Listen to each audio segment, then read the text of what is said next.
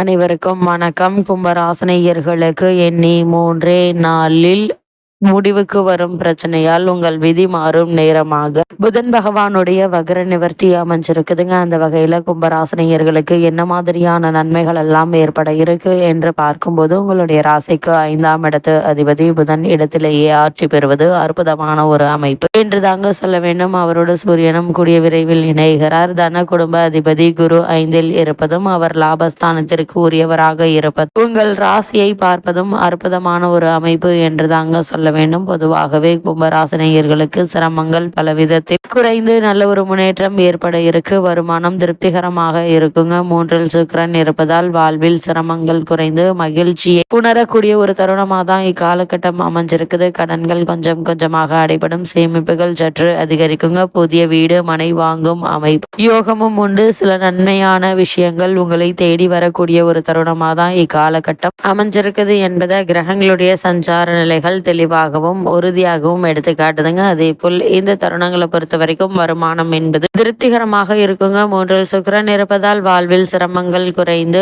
மகிழ்ச்சியை உணர இருக்கீங்க. கடன்கள் கொஞ்சம் கொஞ்சமாக அடைபடும். சேமிப்பும் சற்று அதிகரிக்குங்க. புதிய வீடு மனை வாங்கும் அமைப்பும் யோகமும் உண்டு என்பதால் அதற்கான முயற்சிகளை தற்போது நீங்கள் தாராளமாக மேற்கொள்ளலாங்க. சில நன்மையான விஷயங்கள் உங்களை தேடி வரக்கூடிய ஒரு தருணமாக தான் இக்காலகட்டம் அமைஞ்சிருக்குது என்பதை கிரகங்களுடைய சஞ்சார நிலைகள் தெளிவாகவும் உறுதியாகவும் எடுத்துக்காட்டுது. அதே போல் பூர்வ புண்ணிய ஸ்தானத்தில் 7க்குரிய சூரியன் இருக்கிறார். அது அற்புதமான ஒரு அமைப்பு அல்லங்க. அதோடு ஜென்மத்தில் சனி ராகு இருப்பதும் 7ஆம் இடத்தினை செவ்வாய் பார்ப்பதும் குடும்ப உறவுகளை கவனமாக கையாள வேண்டியதன் அவசியத்தை சொல்லுதுங்க. அவசரப்பட்டு பேச வேண்டாம். குடும்பத்தில் மற்றவர்கள் என்ன சொல்கிறார்கள் என்பதை கவனித்து நிதானித்து பதில் சொல்வதன் மூலமாக இத்தகைய பிரச்சனைகளை நீங்கள் எதிர்கொள்ளலாம். அதே போல கிரகநிலைகளின் ரீதியாக கூறப்படும் பரிகாரம் என்ன என்று பார்க்கும்போது, தாயாரையும் பெருமாளையும் மனப்பூர்வமாக வணங்குங்க. மனக்குழப்பங்கள் மாறி நல்ல ஒரு முன்னேற்றம் ஏற்படும்.